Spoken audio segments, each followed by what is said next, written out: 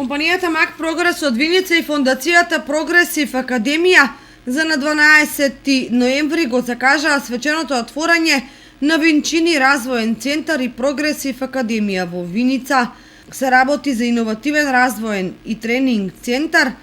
кој е мултидисциплиниран објект во кој освен простор за спроведување обуки, има изградено и опремено простории наменети за истражување и развој, лаборатории за сензорични анализи и креирање на пакувања, изложбени простории во вид на шоурум, музејска поставка